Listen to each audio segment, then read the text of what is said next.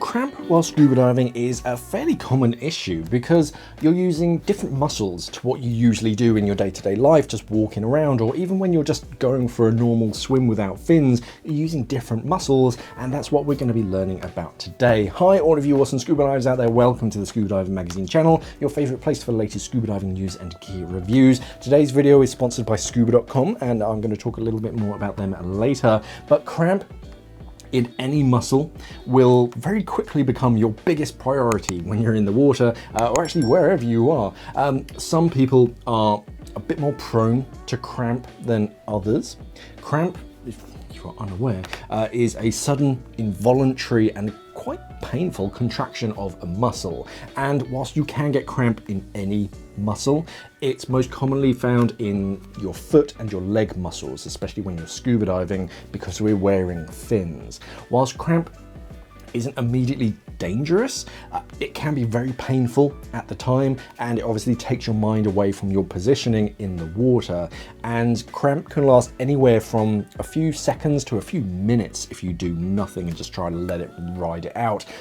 Cramp is so prevalent in scuba diving that it's taught in most foundational and self-rescue courses how to alleviate cramp while you're in the water, and that's what we're going to cover in today's video. What cramp is, how to prevent it beforehand, how to alleviate it if you do get cramp in the water, and what you should do after you get a cramp as well. Scuba.com is your one-stop shop for everything underwater. Whether you're a seasoned scuba diving pro or just starting to explore the wonders of the deep, Scuba.com has everything that you need. Browse their extensive selection of scuba and snorkeling equipment from leading brands. Find masks, fins, BCDs, wetsuits and regulators and everything else that you need for a comfortable and safe dive. Scuba.com's team consists of highly trained and experienced professionals who have dived all over the world. Get personalized recommendations for the perfect gear, no matter your diving destination or style. Ready to take the plunge? Scuba.com offers scuba diving classes from all levels, from beginner open water diver certification to advanced technical diving courses. If you're looking for the ultimate underwater adventure, Scuba.com curates diving trips around the globe to exotic destinations. Dive into a world of possibilities with Scuba.com.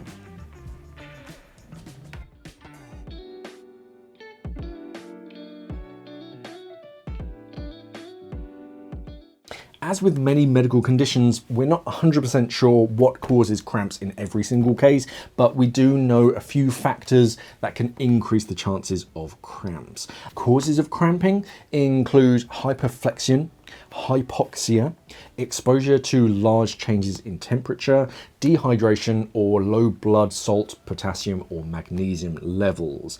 One or many of those all contributing together can really increase your chances of getting a cramp.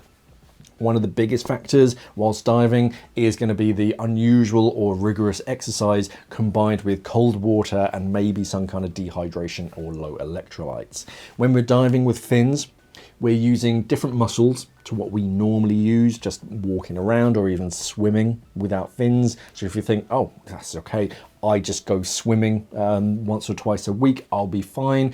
Swimming with fins just puts extra strain on different muscles because you've got the fins on the end. So your muscles are working harder to push and move your legs in the water. And that's going to tire both the muscle itself and the nerves that communicate throughout your body. Your body has nerves that send signals to and from your central nervous system to control movement of muscles and reflexes. These nerves use those electrolytes, the sodium, the potassium and chloride ions, to send signals backwards and forwards. So if you're low on some of those electrolytes, some of the signals will start to malfunction. And one of them conveys a message to the spine that this particular muscle is contracting, which the spine then in turn receives that message, sends a signal back to tell that muscle to relax. Now, if one or both of those messages don't make it, then there's somewhat of a feedback loop in the muscle where the muscle is only being told to contract, but it's not receiving that relax signal. And that's where you get that cramping. But To quote the article that I was reading, the reduced tension in the muscle tendon likely reduces the inhibitory feedback from the Golgi tendon organ afferents, thereby predisposing the muscle to cramp from the imbalance between inhibitory and excitatory drives to the alpha motor neuron. You can also get cramp by using bad fins and finning techniques. I've had dives with cheaper fins that just instantly trigger cramps in my foot by the way that the blade kind of pivoted and levered the center of my foot, and I wouldn't make it more than a few fin kicks before needing to rest. So if you find yourself constantly fighting cramps and you know that you're well hydrated, you've taken your supplements, you had a decent breakfast, it could be something as simple as your fins or even just your boots as well. If your dive boots aren't proper size, you'll probably start to get cramp. Stiffer fins as well will affect you more because they don't flex as much as a medium or a soft blade, because yeah, they don't bend and flex. You're going to have to push, and those muscles are going to have to work and strain more because you've got that stiffer fin. So it might be worth going from a stiff blade to a more softer blade. Improper buoyancy is one thing that most people don't think about, and your finning techniques as well. They can put more strain on key muscles also. If you have poor buoyancy and you're using your legs to try and maintain your depth in the water instead of just good buoyancy control, then you're putting extra strain on your legs where you could just hover motionless in the water with decent buoyancy control and not use your legs at all. And the actual finning technique that you're using, the specific techniques are very specific in how you're supposed to move each section of your leg so that you're using the most powerful muscle groups for the power. But if your technique is poor and sloppy, then you're just using like different muscle groups and smaller muscles that aren't used to that constant use and power usage, and they can start to cramp up. So if you do get cramp, it might be worth getting someone to look and criticize your actual finning technique.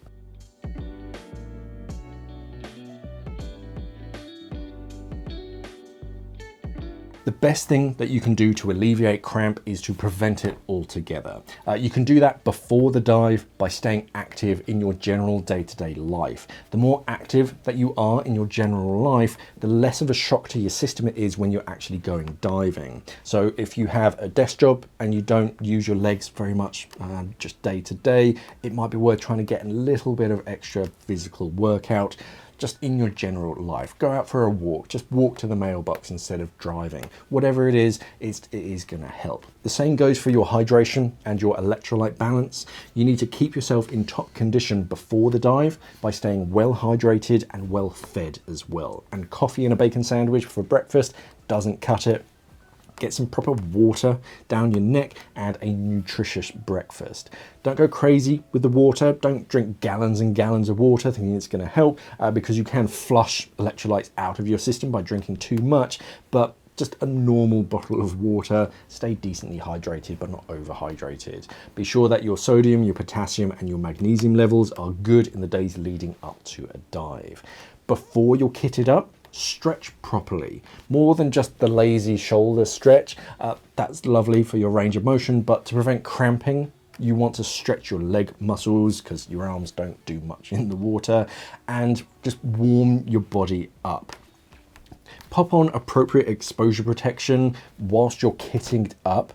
Most people don't think about that. They think about, oh, okay, when I'm in the water temperature is going to be this, so I'll wear this wetsuit. But actually, whilst you're getting kitted up, you're still exposed. So just like a sports professional, you see them with a big coats on before they go on the pitch, something like that. So you're keeping your body warm, and then you can take that off, put your wetsuit or your dry suit, whatever it is, so that your legs aren't exposed to the cold, just air or the actual water itself as much. When you're actually in the water, try to mix up your finning techniques. If you find yourself constantly just finning without a break, one particular finning style, try and mix it up every now and then. Repeating the same motion constantly is going to tire the muscles and nerves. So by switching from a flutter kick to a frog kick every so often, it just gives those muscles a bit of a rest and it just mixes it up a bit.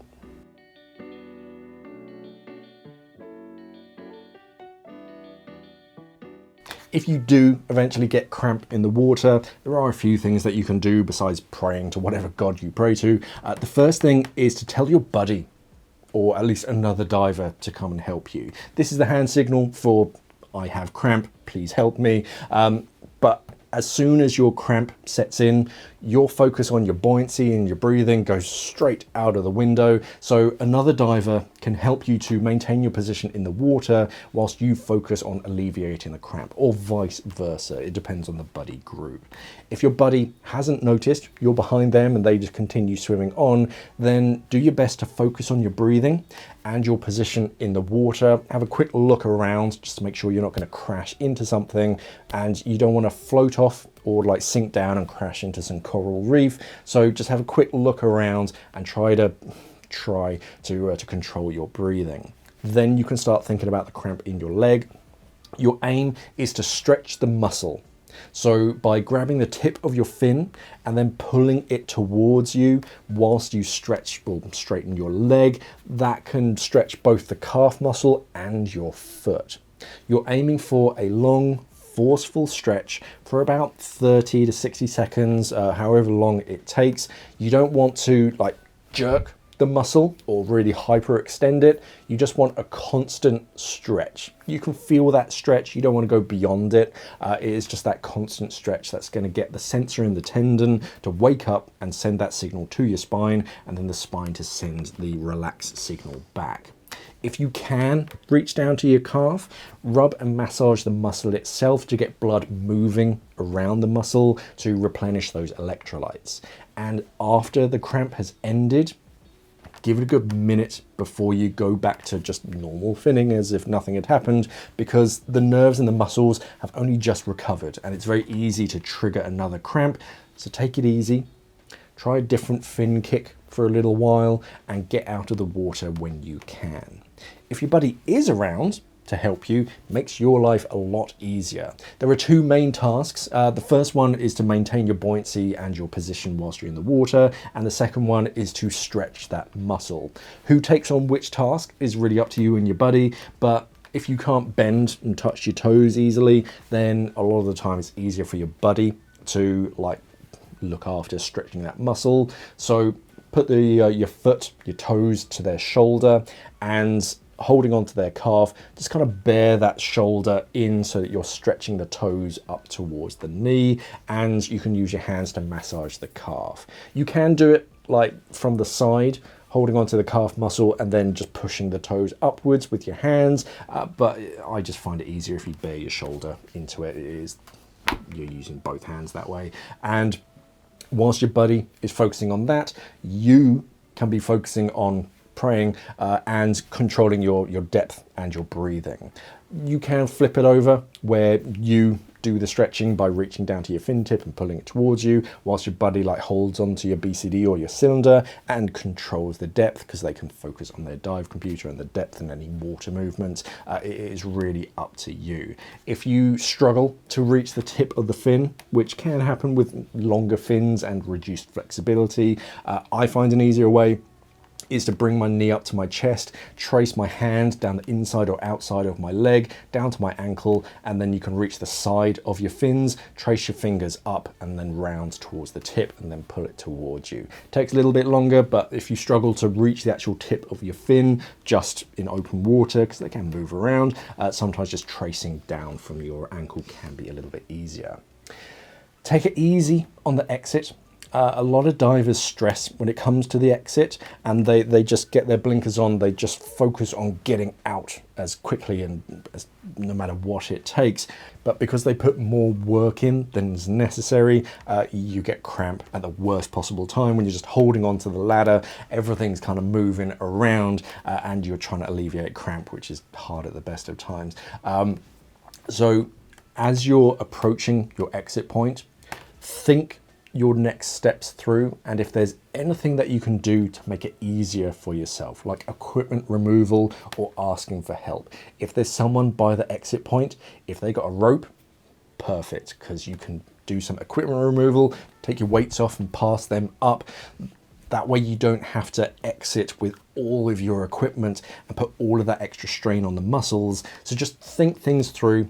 If it's a short entry, there's not too much wave or tidal movement. If you can take your BCD off, leave it in the surf, go up, relax, and then come back for it, or ask someone else to carry it for you. All these kind of things. Just have a look around. Don't be ashamed to ask for help, and just say, oh, hey, I had really bad cramp on that dive. Could you take this for me?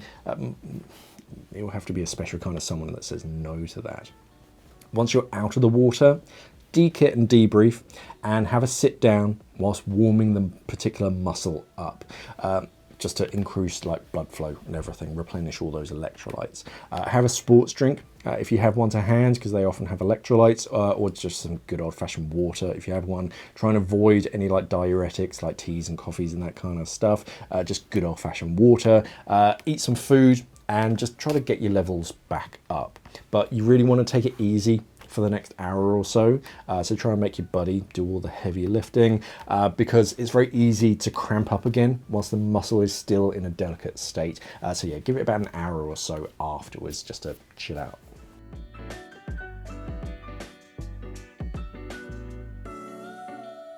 A lot of preventing cramp is in the days and weeks leading up to the dive. One statistic that we do see is that it's quite prevalent after like time off.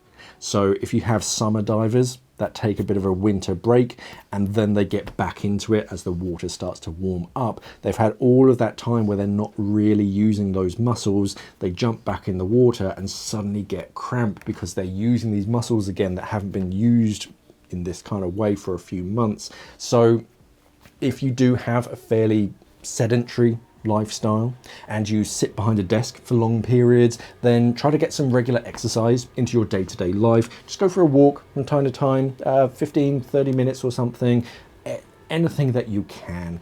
Just get up off the couch and go for a bit of a walk. And on the day of the dive, of course, have a good breakfast, have a good stretch before the dive to get your body in top condition, and keep yourself warm leading up to the dive and when you're actually in the water, because exposure to that cold water will increase chances of cramping, because the vasoconstriction is going to move the blood away from your extremities if your body thinks it's cold. So try to wrap up your extremities and try to avoid too much repetitive, excessive finning if you can avoid it. If you find yourself doing the same fin stroke again and again, mix it up from time to time. If you still struggle with cramping, you've tried all those kind of things, maybe look at the fins themselves and the finning technique. Also talk with your doctor about it, because there are some health conditions that can increase chances of cramping, as well as simple aging. Unfortunately, it's just as your body gets older, things start to cramp up, as I'm sure you're well aware. Your doctor should be better able to advise if you have any underlying health conditions that are causing the cramping, and might be able to prescribe something. This is proper doctor territory. It's not something that I can recommend. It is really sort of up to a doctor. But if you do get cramp in the water, you want to stretch that muscle and then take it easy for the next hour or so. If you've ever struggled with cramps whilst diving and you found something that does work for you, then let everyone know down in the comments below. If it's something different that I've mentioned, if you found something that works, by all means sort of let people know. I see a lot of people take different supplements leading up to a dive just to make sure their levels are up. But yeah, if there's anything in particular that works for you, let us know in the comments section, and head over to today's sponsor, SCUBA.com, if you need like a new pair of fins that aren't quite as stiff, or like a thicker wetsuit to keep your extremities warm. They carry everything on the SCUBA.com website, and it's well worth a visit because they do everything from like holidays as well as like equipment sales. I'll pop links up in the corner of the screen, and down in the description below, so you can check them out. Also remember to head over to our websites for the latest scuba diving news, and if there are any other like diving topics that you want me to cover, then by all means let me know down in the comment section. I'll get to them as soon as I can, and give this video an upvote and subscribe to the channel if you found this video useful at all. Thank you for watching, everybody, and of course, safe diving.